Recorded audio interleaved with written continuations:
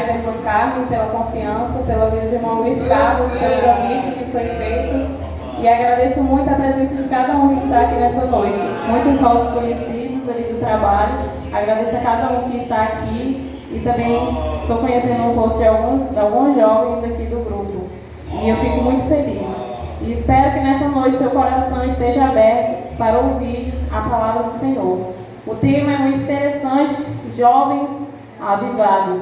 Mas nessa noite nós vamos entender quais são as características de uma pessoa avivada, de uma pessoa que aceita viver segundo o Espírito Santo. E desde já eu convido a todos para abrir as Bíblias no livro de Joel, no capítulo 2, e versículo 28. Você poder acompanhar com a sua Bíblia aberta, nós estaremos lendo alguns textos da Palavra do Senhor nessa noite. Eu sou ali da congregação de Barreirinhas, sob a liderança do pastor Disseu, da irmã Débora, e lá na congregação eu trabalho com um grupo de crianças. Então eu fico muito feliz sempre que eu chego em alguma igreja e vejo as crianças cantando. Meu coração se enche de alegria, porque é necessário ter o espaço delas, o espaço para elas participarem do culto é muito importante. A igreja encontrou? Amém. Será aqueles que ainda não encontraram? Vamos estar lendo o que diz assim: promessa da efusão do Espírito. Diz assim o versículo 28. E há de ser que, depois, derramarei o meu Espírito sobre toda a carne, e vossos filhos e vossas filhas profetizarão, e vossos velhos terão sonhos, e os vossos jovens terão visões. E também sobre os servos e sobre as servas, naquele dia, derramarei o meu Espírito. Versículo 32. E há de ser que todo aquele que invocar o nome do Senhor será salvo, porque no monte de Sião e em Jerusalém haverá livramento, assim como o Senhor tem dito, e nos restantes que o Senhor o chamar. Esse versículo, ele se encontra no livro de Joel, que foi um profeta que estava profetizando para a nação de Israel. E o que era uma profecia? Era quando Deus, ele falava com uma pessoa humana, uma pessoa normal, a respeito de algo que iria acontecer para aquela nação. Porque quando voltamos na história da criação, nós lemos no livro de Gênesis que o Senhor Deus, ele criou o homem e a mulher segundo a sua imagem e a sua semelhança. Mas ali o homem e a mulher, eles decidiram pecar. E ali eles foram expulsos de um local que Deus tinha criado para que eles habitassem ali. Então eles decidiram cometer o pecado, e no momento que eles decidiram pecar, eles se distanciaram do Senhor. E após ele cometer esse pecado, Deus, ao criar o humano, ele tinha um objetivo: que o homem e a mulher, eles procriassem, que eles tivessem filhos. Então foi necessário ali que a nação fosse continuando a partir do homem e da mulher que Deus havia criado. E aí a história foi se passando. O homem foi continuando cometendo pecados. E ali o Senhor fez promessas, quando a gente... A história de Sara, em que Deus havia prometido a Sara que ela teria filhos.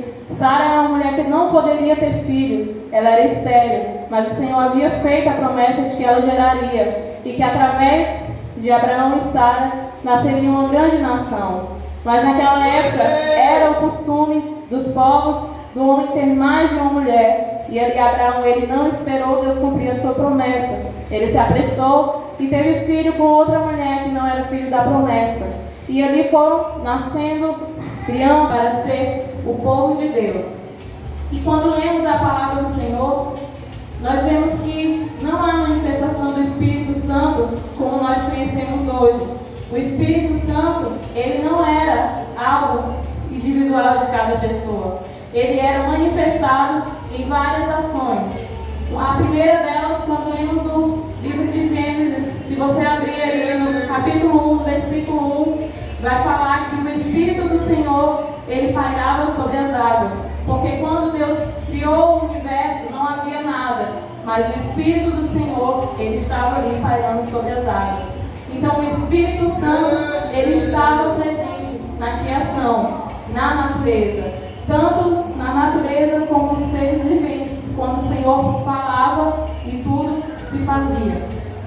E depois, quando a nação foi crescendo, o Espírito Santo ele começou a se fazer presente através das profecias, que eram os profetas, que Deus enviava mensagem para corrigir o seu povo, porque o propósito de Deus foi sempre que as pessoas vivessem bem, sempre que as pessoas vivessem em comunhão com Ele.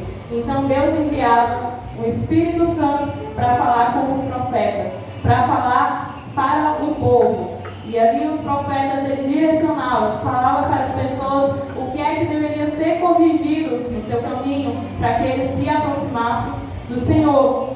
E o Espírito Santo, ele também se manifestava na liderança. Eu acredito que muitos conhecem a história de Moisés, que foi um bebê que nasceu em uma época do Egito, que o rei, ele não queria que o povo de Israel crescesse ali. Então o povo de Israel estava sendo escravizado. E chegou em um momento que o faraó, ele disse que iria matar todos os meninos, todas as crianças, homens, que nascessem na nação de Israel. Então a mãe de Moisés, Joquebede, teve que esconder ele em um cesto, colocar no rio, e ali a filha do faraó encontrou e criou Moisés.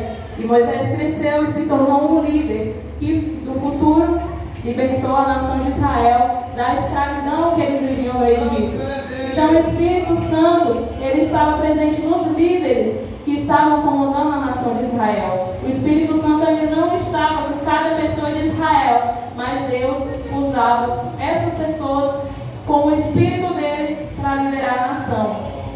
E o Espírito Santo também estava se fazendo presente em pessoas. Aqui eu posso citar o jovem José. Lá em Gênesis nos conta a história de José. José, ele era um filho que tinha muitos irmãos. E ali quando José ainda era adolescente, ele tinha muitos sonhos. Uma vez ele sonhou que, porque naquela época as pessoas usavam capas, aí ele sonhou que todas as capas do seu irmão se dobravam diante dele, significando o quê? Que ele seria líder entre os irmãos dele. E os irmãos dele não gostaram dessa história. José, o irmão mais novo, vai ser nosso líder, porque não, o costume da família era que o filho mais velho fosse o líder, não que o filho mais novo fosse o líder. E aí isso foi criando inveja dentro do coração dos irmãos dele. E aí o que aconteceu? Os seus irmãos armaram para ele e venderam José. Fingiram elogiado, falaram para o seu pai que José havia morrido, mataram um animal, pegaram a capa de José, a roupa de José, mancharam de sangue e chegaram lá, falaram para o pai de José que ele havia falecido. Mas isso já estava acontecendo, José havia sido vendido e mandou José para a prisão. E ali dentro da prisão, José passou muitos anos. E nessa prisão, ele encontrou duas pessoas que trabalhavam junto com o faraó, mas depois haviam sido mandados para a prisão. E lá, quando ele estava na prisão, José, ele já tinha sonhos, ele já sabia interpretar sonhos. Mas aí, quando ele estava na prisão, ele ficou sabendo que o faraó, que o rei do Egito também estava tendo sonhos. E ali ele interpretou os sonhos que esse rei estava tendo. O rei sonhou que tinha 7 vacas magras, 7 vacas gordas, e nenhum feiticeiro, nenhuma bruxa, ninguém conseguia interpretar o que é que aquele sonho dizia. Mas aí José foi lá e conseguiu interpretar o sonho. E o Espírito de Deus estava em José, porque ele conseguia interpretar aqueles sonhos. E ele foi honrado, e ele se tornou governador do Egito. E quando ele se tornou governador, os seus irmãos ainda estavam lá na nação de Israel. E aí veio a fome sobre Israel. E aqueles irmãos haviam feito mal para ele. E aí chegou um dia que os seus irmãos precisou ir buscar comida no Egito. Porque como o Egito sabia que ia faltar comida, eles armazenaram. E aí seus irmãos foram buscar comida. E aí José reconheceu do jeito que eles foram buscar a comida. Mas José, ele não negou a comida dos seus irmãos. E é aí que eu começo a entrar na mensagem, mostrando para vocês a diferença de uma pessoa que tem o Espírito do Senhor. José, ele poderia ter se vingado dos seus irmãos. Ter dito, nossa, vocês me venderam naquela época, vocês me jogaram no poço, me venderam por 30 moedas, falaram para meu pai que eu estava morto. Não não vou dar comida para vocês. Ele tinha autoridade para mandar matar os seus próprios irmãos. Mas José, ele não escolheu isso. Ele fez diferente.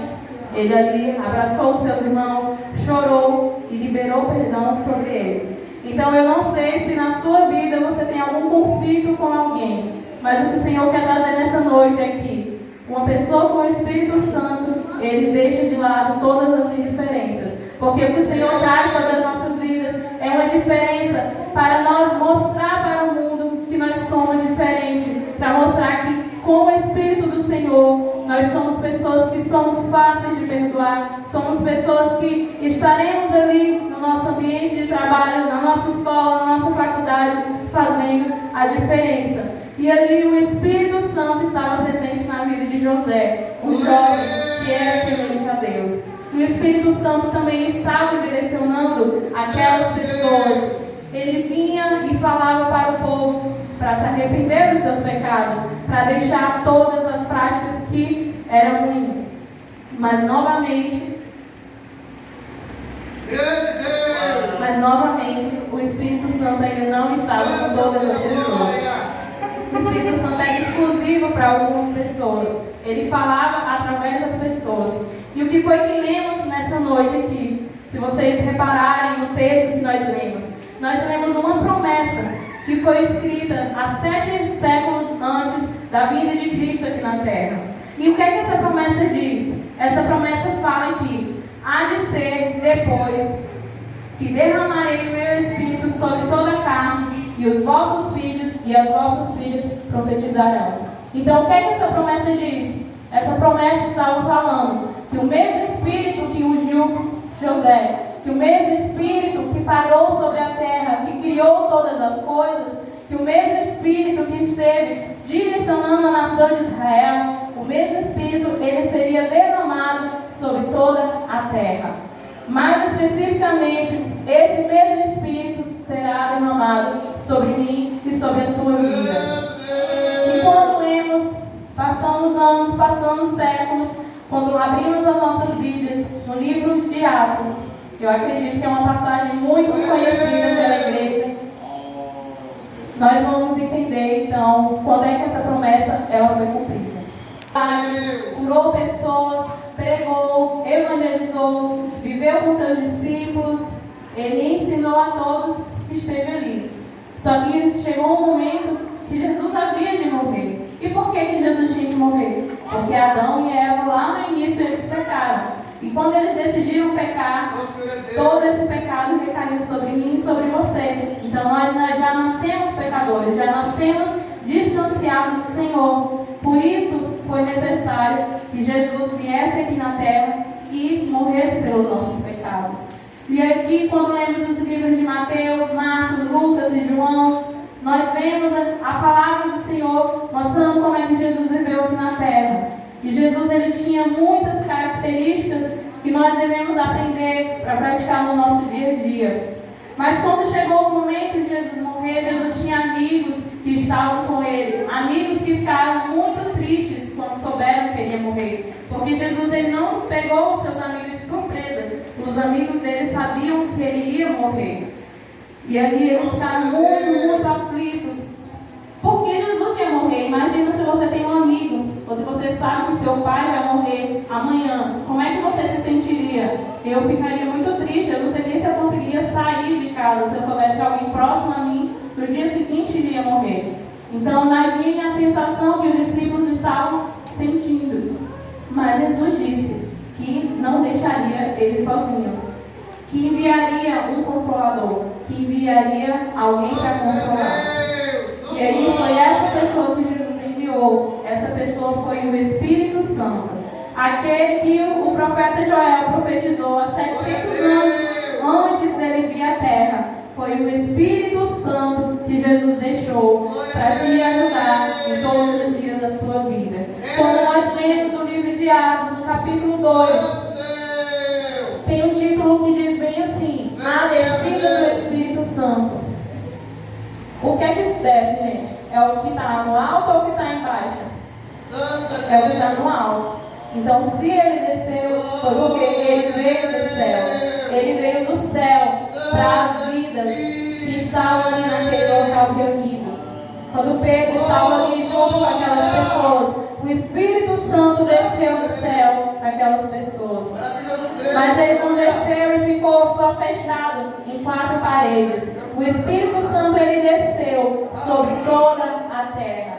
E inclusive ele está aqui nesta noite conosco. Ele está aqui sobre a minha vida, sobre a sua vida e sobre a vida de você que quiser dar um espaço para ele. E aqui fala, cumprindo-se o dia de Pentecostes, estavam todos reunidos no mesmo lugar. E veio de repente, veio do céu um som como de um vento veemente e impetuoso, encheu toda a casa que estavam hospitados. E foram vistos por eles línguas repartidas como de fogo, as quais pousaram sobre cada um deles. E todos foram cheios do Espírito Santo e começaram a falar em outras línguas, conforme o Espírito Santo lhes concedia que falasse. Uma característica daquele que recebe o Espírito Santo é o falar em outras línguas. Talvez quem está nos visitando aqui pode ser que não entendam por que a gente fala em outras línguas. É uma das manifestações do Espírito Santo em nossas vidas. É uma alegria que sentimos e manifesta que temos a presença dele. Mas há outras coisas também que manifestam a presença do Espírito Santo. E eu te convido a olhar comigo lá no livro de Gálatas, em que o apóstolo Paulo escreveu. Paulo, ele era uma pessoa que perseguia quem era crente. Paulo era uma pessoa que perseguia os cristãos. Ele ia atrás e perseguia mesmo para bater, perturbava aqueles que falavam de Jesus. Só que teve um dia que Jesus chamou ele: Paulo, Paulo, por que me persegues? Então até aquele que perseguia o Evangelho do Senhor, Jesus teve um encontro com ele e transformou a sua vida.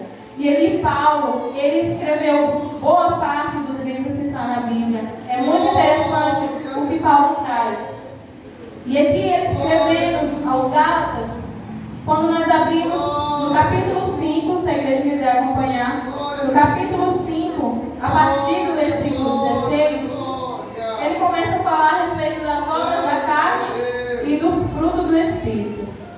Eu acredito que eu nem precisaria citar quais são as obras da carne que todos nós conhecemos. Meu objetivo hoje não é falar das obras da carne, é para falar da obra do Espírito. Mas vamos ouvir o que o apóstolo Paulo tem a nos dizer sobre isso. Ele começa o versículo 16 dizendo assim: digo, porém, andai em espírito, e não cumpris a consciência da carne, porque a carne cobiça contra o espírito, e o espírito contra a carne, e estes opõem um ao outro, para que não façais o que quereis. Mas, se sois guiados pelo Espírito, não estáis debaixo da lei. Então, aquele que tem o Espírito, é impossível que ele pratique as obras da carne e fique em paz. Porque não há como. É igual você tentar misturar água com óleo. Não mistura. Se você é do Espírito, se você tem o Espírito na sua vida, não dá para continuar praticando as obras que são da carne. E o que é que Paulo fala que são as obras da carne? Algumas delas. Porque as obras da carne são manifestas, as quais são prostituição, impureza, lascívia, idolatria, feitiçarias, inimizades, porfias, emulações, iras, pelejas, dissensões, heresias, invejas, homicídios, bebedices, glutonarias e coisas semelhantes a estas, acerca das quais vos declaro, como já antes vos disse, que os que cometem tais coisas não herdarão o reino dos céus. Então todas essas coisas e todas as coisas parecidas com essas, quem pratica não herda o reino dos céus. Mas o fruto do Espírito é. E o que é que o Espírito, para que o Espírito Santo foi derramado?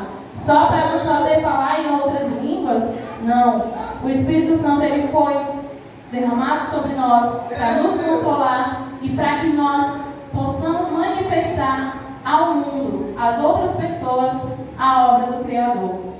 Quando vamos agora ver os frutos do Espírito, quase todos eles são relacionados ao nosso próximo. Somente um que diz estritamente a nós, mas todos os frutos do Espírito, eles são relacionados a quem está próximo de nós. E qual é o primeiro fruto do Espírito? É a caridade, ou o amor, que é o interesse e a busca do bem maior de outra pessoa, sem nada a querer de troca. Talvez você pense, é o amor que eu sinto pela minha esposa, é o amor que eu sinto pela minha mãe. Mas não é somente desse amor que a Bíblia fala. É o amor que não busca interesses. É você ajudar o seu próximo sem buscar nada em troca. É aquela pessoa que está precisando de algo e você vai ali estender a mão sem nenhum interesse. É talvez ajudar alguém que esteja passando por um problema psicológico. Todos estão acompanhando as notícias que estão acontecendo na cidade. Muitos casos de suicídio. E dentro das nossas igrejas, temos jovens também que passam por situações de quadros de depressão, pessoas que estão passando por sofrimentos em suas casas e às vezes não estamos estendendo a mão para essas pessoas. Então, esse é o amor que a Bíblia fala. É o amor ágape, o amor que vem do Senhor Jesus. Não é um amor interesseiro, de somente se aproximar da pessoa porque ela vai te dar algo em troca. Esse foi o amor que Jesus teve. O que é que Jesus ia ganhar em troca de entregar a sua vida para morrer na cruz? Nada. A gente não tem nada a dar em troca para Jesus. Mas ele teve o amor de entregar a vida dele por nós.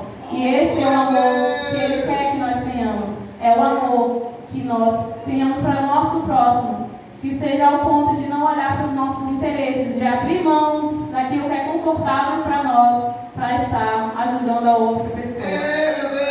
E qual é o segundo fruto do Espírito? Daquele que aceita Jesus e que recebe o Espírito Santo na sua vida. É a alegria. Glória a Deus. E a alegria não é somente o sentimento que você passou um dia feliz em sua casa, você se reuniu com sua família, todo mundo ria, todo mundo está bem. Não é um sentimento momentâneo. A alegria é uma sensação que é permanente, que é baseada no amor, na graça, nas bênçãos e na promessa de Deus. E essas bênçãos e essas promessas, elas permanecem para aqueles que estão no Senhor. Nós vimos aqui uma promessa que Deus fez lá no passado, que foi derramar o Espírito sobre todos. E Ele derramou. Mas hoje nós ainda estamos debaixo de muitas promessas. E uma delas é a de que iremos morar com Cristo no céu. Então isso traz alegria ao meu coração. E aquele que tem o Espírito se alegra somente pelo fato de saber que irá morar com Ele lá no céu. Talvez nós não vivemos vidas perfeitas. E o Evangelho não é isso, não é uma vida perfeita. O Evangelho é estarmos todos os dias sendo renovados para suportar as aflições da vida. Então, mesmo que tenhamos dias difíceis, mesmo que estamos passando por problemas, que eu sei que cada um tem o seu problema, cada um tem a sua dificuldade, talvez seja financeiro, talvez seja um problema com o filho, com o irmão, com o pai, eu não sei, mas Deus sabe. E Ele quer que você tenha a alegria de enfrentar todos os problemas, todos os dias. Porque você tem a certeza de que o Espírito Santo está ali com você, te acompanhando todos os dias. E qual é o terceiro fruto do Espírito? Daquele que recebe o Senhor, daquele que é avivado, é a paz. Que é a quietude do coração e da mente, baseada na convicção de que tudo vai bem entre você e Deus. Então, às vezes tem você passa por uma semana tão conturbada que sua mente não consegue ter paz, que seu coração não consegue ter paz. Tem horas que parece que está todo mundo ali atrás de você, te perseguindo, querendo tirar sua paz. Jesus, Ele quer que você tenha paz. O Espírito Santo, Ele traz paz. Ele traz paz no meio desse mundo que está tendo tanta guerra, tanta doença. Ele quer que nós tenhamos paz. Paz de espírito, paz de mente. Não é uma paz passageira, é uma paz permanente, contínua, de você poder ter a alegria de viver. Porque Jesus, Ele trouxe para dar vida. Ele veio para dar vida em abundância. Então Ele quer que você acorde de manhã com alegria de vida, com alegria de viver, que você possa vir para a casa dele alegre por poder estar aqui adorando a alegre porque Ele te deu a vida para estar trabalhando, e que não seja um fardo estar vivendo, porque às vezes o inimigo, o diabo, ele usa estratégias para que a sua vida seja um fardo, para que seu filho seja um fardo sobre você, para que seu cônjuge seja um fardo. Você fala, eu não aguento mais ouvir tanta reclamação, mas o que Deus tem é paz. Ele quer que você tenha paz em sua vida, paz em sua mente e paz em seu coração. E qual é o quarto fruto do Espírito? É a longanimidade. O que significa longanimidade? É paciência, perseverança, ser tardio para irar-se ou para desespero. Às vezes você é uma pessoa muito temperamental, que explode com facilidade, ou então às vezes você fica recebendo uma notícia e já se desespera, já começa a chorar, entrar em desespero, falta morrer antes da pessoa que aconteceu um acidente. Deus, Ele quer que você tenha a longanimidade, tenha paz de espírito. Deus, Ele não quer que você se ire com facilidade com seu filho, ou com seu colega de trabalho, ou com a pessoa que você convive. Deus, Ele quer que você seja longânimo em irar, tardio em se desesperar. Peça ao Espírito Santo sabedoria para abrir a sua boca, porque as nossas palavras, elas ferem quem está do nosso lado. E uma pessoa avivada não é uma pessoa que está aqui dentro da igreja, eu falando, às vezes pulando. Não, é na forma como eu vou me comportar com as pessoas que estão lá fora, com as pessoas que não têm o Espírito Santo.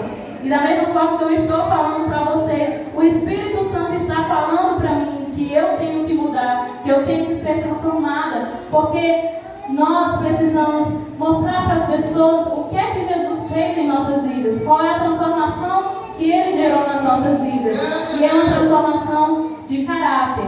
E o quinto fruto do Espírito é a benignidade, que é não querer magoar alguém, nem lhe provocar dor. Então é você não querer mal para o seu próximo, é não querer que ele se dê mal, que talvez ele não quis fechar um acordo com você, mas você quer que ele vá lá na frente e não dê nada certo para ele. Ou então, às vezes, você conhece alguém que era da igreja, que se distanciou da igreja e aconteceu algo para ela. Tem pessoas que falam, olha lá Deus castigando. Não é assim que nosso Deus é. Ele é um Deus justo, amoroso e piedoso. E nós que somos maus, nós que somos seres desprezíveis e que somente pela misericórdia dele é que estamos aqui todos os dias na sua casa. Então nós temos que ter a benignidade do Senhor, de não querer ver o mal de ninguém, mas querer ver o bem. Queira ver quem não está aqui na casa do Senhor também bem, porque tem pessoas que acham, a pessoa não está na igreja, ela tem que ir mal mesmo, tem que acontecer coisas ruins na vida dela. Não,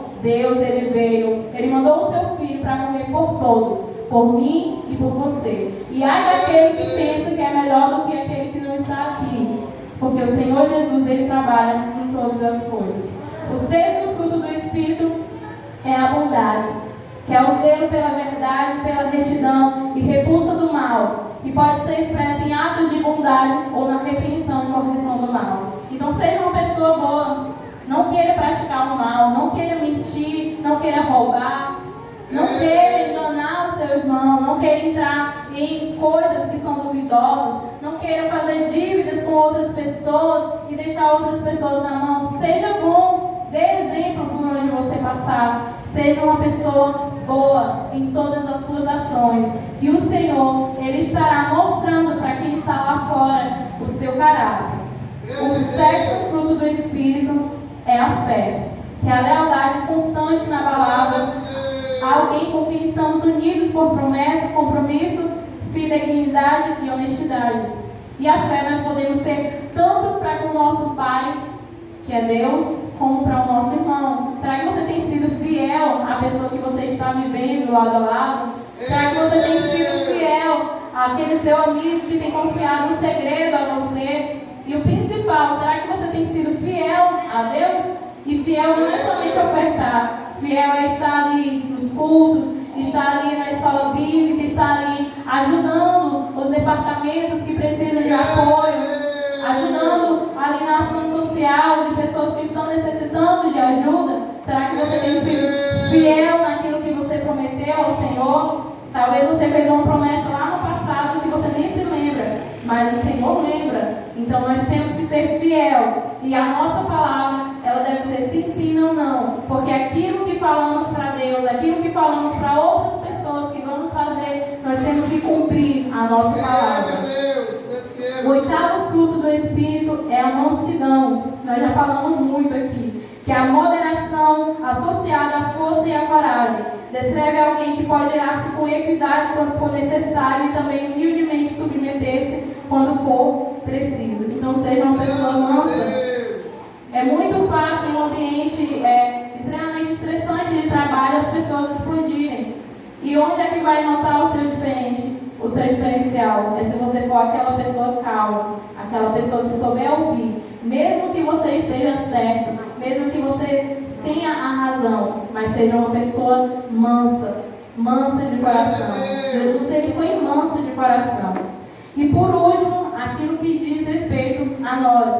Mas se a gente não tiver esse controle, a gente vai afetar o nosso próximo, que é a temperança, que é o domínio próprio.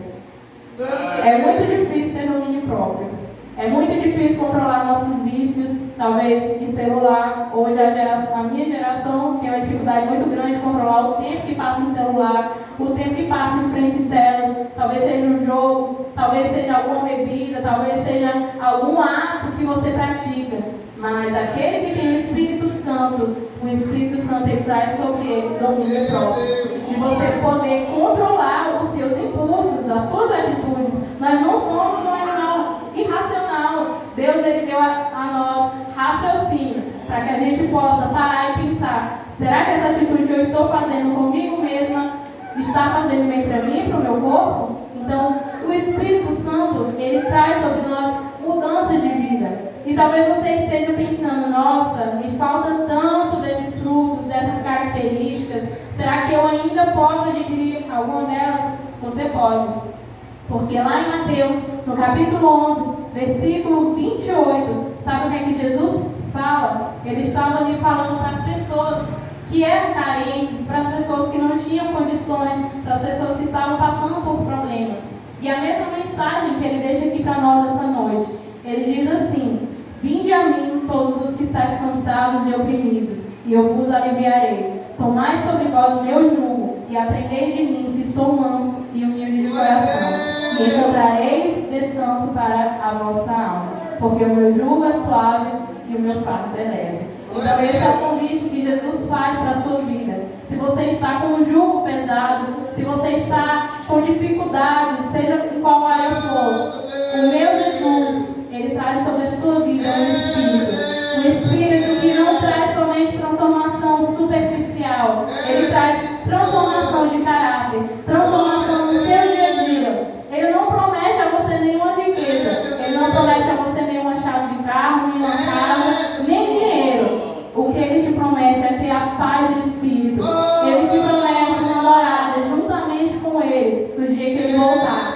E ele quer que você viva aqui nessa terra em qualidade de vida, que você tenha uma vida em paz com ele, que você tenha uma vida em paz com o seu irmão. Ele quer que você tenha paz de espírito, paz em sua mente. Ele quer que você ande com ele todos os dias e que todo o espírito mal, todo sentimento de depressão, todo sentimento de tristeza, todo sentimento que perturba a sua mente, ele esteja longe de você. O meu Deus, ele quer que você tenha paz, que você tenha vida em abundância, vida em alegria. Ele quer que você tenha vontade de viver, vontade de falar com as pessoas sobre ele e vontade de mostrar para esse mundo que, apesar da infelicidade que há aí fora, de tanta tristeza, de tanto crime, de tanta coisa ruim, mas que ele ainda é a esperança e que ele tem um lugar preparado para nós, apesar de todas as dificuldades. Mas nada lhes importa quando nós pensamos que vamos morar com ele lá no céu. E é isso que o Senhor trouxe para mim nessa noite e para trazer para a igreja. Para que vocês estejam meditando nessa palavra, que vocês entendam que o Espírito Santo, ele trabalha todos os dias do nosso dia. E que ele quer ter um encontro. Ele veio aqui para ser liberado sobre a vida de cada um. Mas ele só pode operar onde há liberdade para ele operar. Uma coisa interessante sobre Jesus é que ele não invade. Ele não faz nada com você se você não der permissão a ele. Então, o Espírito Santo, da mesma forma, é a nossa Trindade, Deus Pai, Deus Filho e o Espírito Santo, eles atuam juntos. Se você der liberdade para Jesus, você vai estar abrindo as portas para o Espírito Santo e ele vai estar operando em sua vida. Mas ele só faz se você der lugar, se você quiser. Se você quiser ter uma vida de alegria, uma vida de paz com ele, é só aceitar ele, é só dizer: Espírito Santo, Jesus, eu te recebo em minha vida. Mas se você não quiser, não seja por isso. Jesus, ele também não vai te obrigar a nada. Porque o nosso Deus, ele é bondoso, ele é misericordioso. E ele só age onde há permissão para ele agir. Então eu agradeço muito a oportunidade por estar aqui nessa noite. Peço que vocês guardem essa palavra no seu coração. Da mesma forma que Deus falou com vocês, Deus falou comigo. Porque no dia a dia, não vou dizer para vocês que é fácil, não é colocar todas essas coisas em práticas. Por isso que a vida com Deus, ela tem que ser renovada diariamente. Você tem que pegar a sua Bíblia, eu tenho que pegar a minha Bíblia todo dia e ler. Tem que separar um momento todo dia e orar. Porque nós somos fracos, nós somos falhos e por nós não fazemos nada de bom. A nossa natureza é ruim. Se for por nós, todo dia magoamos alguém, todo dia falamos alguma palavra mal, todo dia fazemos algo que não agrada ao Senhor. Mas nós temos um Deus que é misericordioso e que nos dá a oportunidade de todos os dias nos redimir dos nossos erros e nos reconciliar com o Pai e vivermos uma vida boa. E assim agradeço a oportunidade em nome de Jesus.